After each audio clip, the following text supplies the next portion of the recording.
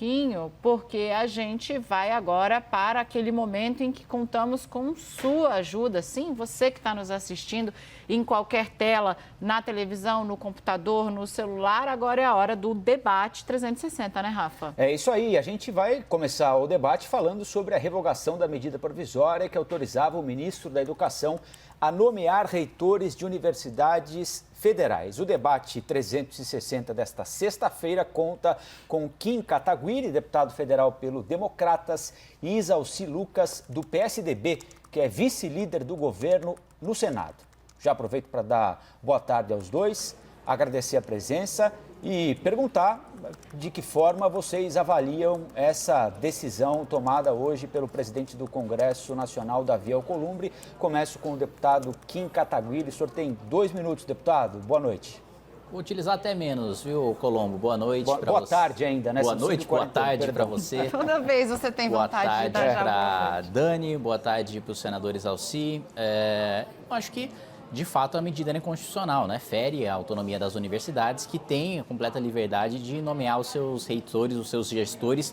Por mais que os últimos reitores de diversas instituições federais, não todas, tenham seus problemas, principalmente do ponto de vista de gestão orçamentária, é uma autonomia que é garantida constitucionalmente e que não pode ser de nenhuma maneira revogada por medida provisória. Lembrando que, além dos pressupostos de constitucionalidade e urgência, que toda medida provisória deve ter, apesar de muitas vezes o Congresso Nacional, infelizmente, se esquecer disso, independentemente de qual governo seja, tem ainda a reserva, né, de que lei complementar em matéria constitucional não pode ser tratada em medida provisória, apenas aquilo que pode ser tratado em lei ordinária, né? Então, acho corretíssima e constitucional, respaldada pela lei, a atitude aí do presidente Davi Alcolumbre e um atropelo, infelizmente, aí cometido pelo presidente Jair Bolsonaro com o aval ali do ministro da Educação. Não usou os 2 minutos mesmo. O senhor tem 2 minutos, senador Isalci. Boa noite, boa tarde. Hoje é dia, hein? Boa tarde, mas na reunião de líderes na segunda-feira, houve quase que unanimidade realmente da inconstitucionalidade dessa matéria. Então, houve um apelo por parte de todos os líderes, né, que o presidente do Senado, Davi Alcolumbre, devolvesse a medida provisória. Evidente que havia uma dúvida se votaríamos a medida e votaríamos contra, mas o presidente achou melhor, né, que é uma medida que não é comum, né, a devolução, acho que foram 4 até agora, mas foi, eu acho, bastante prudente essa devolução. Além do sinal claro, né, que não é um instrumento adequado para isso. Acho que a medida provisória, ela, nesse caso, ela não é nem relevante e muito menos urgente. Tem muito tempo ainda que poderia ser através de um projeto de lei. Seu prazo para réplica agora, deputado Kim Kataguiri. Não, eu não vejo necessidade para réplica, viu, Colombo? Porque nós concordamos nessa matéria, né? Acho que, de fato, teve um acordo ali entre os líderes, ali o próprio vice-líder do governo colocando aí da importância e da inconstitucionalidade, né, da análise dessa matéria por parte do Congresso Nacional. Acho que, de fato, foi um erro do governo, admitidamente aí, e que foi revogado agora pelo próprio presidente da República após a devolução, né? Senador Isalci, não houve conversa com vocês? O governo em nenhum momento procurou o senhor na condição de vice-líder do governo, aqueles senadores que o apoiam, para se aconselhar a respeito da melhor forma para fazer isso? Se a gente está vendo aqui que vocês mesmo, um deputado, um senador que aparentemente não estão ali do mesmo lado, concordam a respeito do assunto, não era melhor conversar antes, ao invés de sair atropelando tudo, como parece acontecer, senador? Eu também acho. Agora, infelizmente, né, principalmente o ministro da Educação, ele não é muito favorável ao diálogo, né? Então, não é a primeira vez que acontece atos, né, de extrema radicalismo. Eu acho que foi uma posição radical. Se tivéssemos consultado realmente os líderes, né, os vice-líderes, com certeza a orientação seria que o instrumento adequado não seria a medida provisória. Acho até que vai ter que buscar uma solução para isso. Tem vários mandatos terminando. Evidente que caberia aí uma discussão através de um projeto de lei, né, para a gente poder resolver também, já que você não pode simplesmente prorrogar mandato também, é uma medida inconstitucional. Perfeito. Eu vou então tentar trazer um novo tema, já que conto com 2 parlamentares muito preparados. Primeiro, boa tarde, Kim Kataguiri. Boa tarde, senador Isalci Lucas. Nós vimos aqui agora, os senhores já estavam conectados, eu acho, o Tribunal Superior Eleitoral, o ministro Og Fernandes, fez perguntas ao Supremo Tribunal Federal naquele inquérito das fake news. O TSE quer saber se já existem provas periciais que se conectem com a investigação de disseminação de informações falsas na eleição de 2018. Gostaria, então, de perguntar a ambos como é que vocês veem essa atitude, essa decisão do TSE de abrir espaço aí, claro, formalmente agora, para o compartilhamento de provas de eventual ação deliberada de empresários para disseminar informação falsa. Começo com o senador Isalci Lucas. Olha, eu acho que qualquer medida irregular tem que ser apurada, né?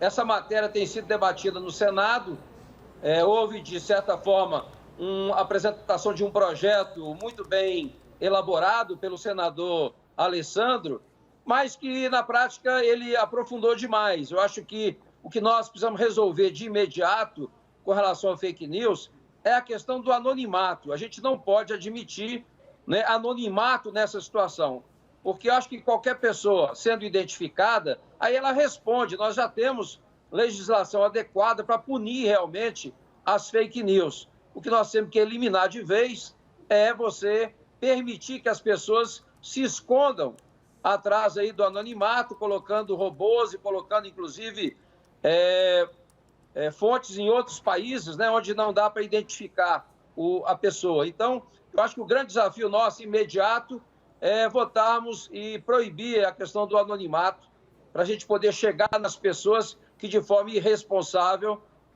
divulgam matérias que acabam comprometendo a honra das pessoas, né? Então, eu acho que temos que ir a fundo nessa apuração, independente da época da campanha ou atual. Acho que atualmente também está tendo muito fake news. Perfeito. Kim Kataguiri. Acho que é pertinente o compartilhamento de provas do inquérito do Supremo Tribunal Federal com o Tribunal Superior Eleitoral, mesmo porque é uma prática comum em você, tendo condenação, uma investigação no âmbito penal, você ter também esse repasse de questões eleitorais para o Tribunal Superior Eleitoral e vice-versa, né? Boa parte da Operação Lava Jato foi feita com compartilhamento de informações em diferentes instâncias e entre a Justiça Especial e a Justiça Comum, né? Ora passando crimes eleitorais para crimes comuns, ora o contrário. O que, infelizmente, né, a gente tem um posicionamento não oficial do governo, mas pessoal de Jair Bolsonaro, contrário, né? Vocês devem se lembrar daquela ação em que o filho, aquelas ações em que reiteradas vezes, né, o filho do presidente, o senador Flávio Bolsonaro, entrou no Supremo Tribunal Federal. Salvo engano, a medida mais utilizada pelo senador foi o Instituto do Habeas Corpus para travar investigações envolvendo compartilhamento de informações do COAF, do antigo COAF, com o Ministério Público, né? Não quebra de sigilo, que isso seria absolutamente inconstitucional, mas apenas a notificação de movimentações financeiras atípicas, esse compartilhamento com o Ministério Público, que é uma coisa extremamente mais leve, digamos assim, do ponto de vista jurídico, do que o compartilhamento de provas no curso de uma ação para outra justiça, no caso, justiça eleitoral, investigar o que lhe é de sua competência, né? Perfeito. Vamos para a réplica do senador Isalci Lucas. Não, eu também concordo. Eu acho que não tem que compartilhar, sim, o que está de forma aplicada incorretamente ou indevidamente tem que ser apurado, tem que compartilhar provas de qualquer que seja a área.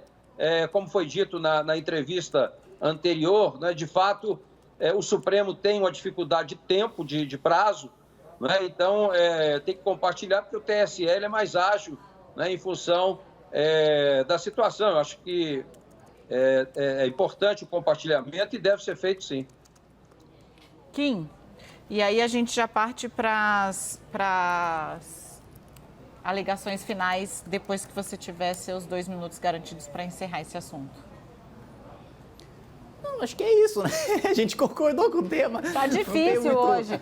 A gente pegou...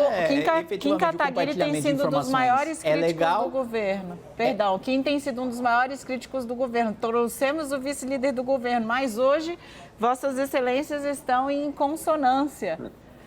O senador Isalci é uma pessoa absolutamente razoável. Eu conheço ele desde a época em que era deputado federal, ali atuou pelo impeachment da Dilma, esteve nas reuniões que a gente promovia ali na liderança do DEM no comitê do impeachment. Então, acho que não é o cargo de vice-líder do governo que vai ali tirar a razoabilidade, né? Pelo contrário, acho que é uma das pessoas que deve ajudar esse governo a pensar mais e mais no país, efetivamente, em propostas e menos em blindar filhos e aparelhar a Polícia Federal e coisas do tipo. Acho que o Isalci faz parte dos conselheiros do governo que trazem conselhos republicanos para afastar o governo desse desvio de função que ele vem, para utilizar um eufemismo, que ele vem se empenhando nas últimas semanas. Antes do senador Isalci responder, vou pedir para o nosso diretor de TV, Edu, será que a gente consegue colocar a imagem? O presidente Jair Bolsonaro saiu do Palácio da Alvorada, está conversando com apoiadores ali, como ele costuma fazer, né, Rafa? Todos os dias no final Tirando da tarde. fotos. Presidente sem máscara, os seguranças, as pessoas que estão acompanhando o presidente também sem máscara. É obrigatório o uso de máscara no Distrito Federal. A gente não consegue ouvir, mas tem reportagem, claro, apoiando. Vamos voltar ao debate, então. Vou deixar aqui 1 minuto para as considerações finais. Sugiro como tema, portanto, a permanência de Abraham Weintraub no governo. Gostaria de ouvir os dois a respeito deste assunto. Olha, com relação à manutenção, eu acho que é um cargo privativo, né, de confiança do presidente, e eu acho que cabe ao presidente decidir a manutenção ou não. Agora, eu, como PSDB, como vice-líder do governo, o que a gente tem feito, de fato, é tentar ajudar o país, né? O PSDB orienta sempre aquilo que é bom para o país, nós somos favoráveis. E mesmo como vice-líder, a gente tem procurado ajudar o governo, né? O PSDB tem no DNA as reformas, portanto, é o que o nosso querido deputado Kim disse, que é uma pessoa super competente, né, um jovem, né, que está te destacando muito na política, e disse que tem razão, né, acima da questão de governo está a questão do país. Então, a minha intenção como vice-líder é poder continuar ajudando o Brasil. Agora 1 minuto, né, para o deputado Kim Kataguiri. Suas considerações finais, deputado. Olha, para mim é absolutamente, primeiro agradecer a Dani, agradecer o Colombo, o senador Isalci pelas palavras. Absolutamente insustentável a permanência do Weintraub, né? Uma pessoa que perdeu o prazo, né? E por perder prazo, perdeu, salvo engano, ali mais de 2 bilhões de reais em investimento em educação básica, porque perdeu uma coisa simples como um prazo para apresentar e para implementar os projetos, né?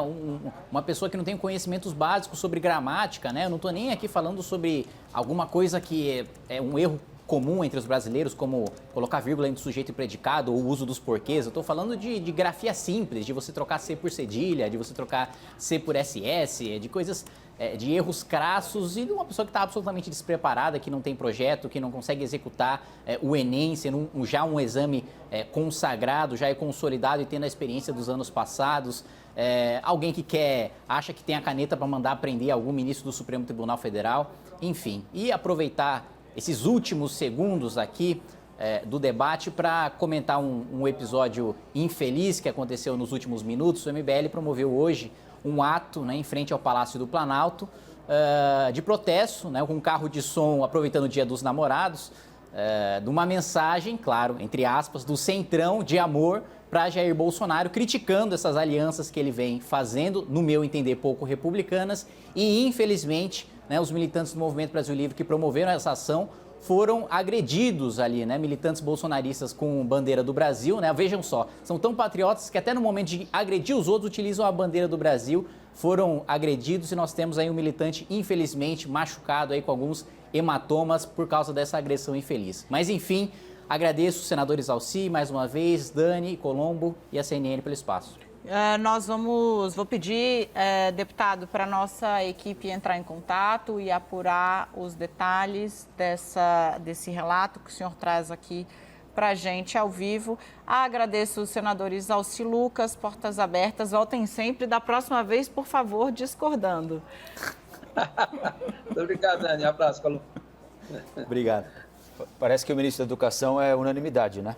Enfim. Aparentemente. Aparentemente sim. Obrigado aos dois.